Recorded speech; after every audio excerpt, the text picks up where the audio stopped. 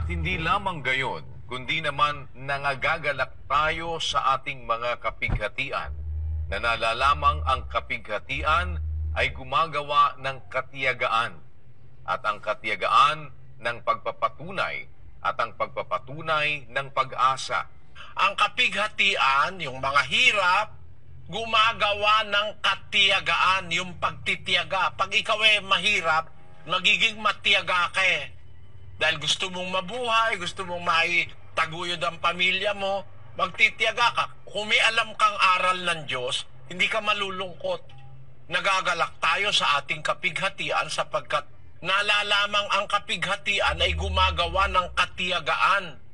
At ang katiyagaan gumagawa ng pagpapatunay, napapatunayan na ikaw ay talagang matiyaga, matiisin sa hirap. At ang pagpapatunay gumagawa naman ng pag-asa. Kaya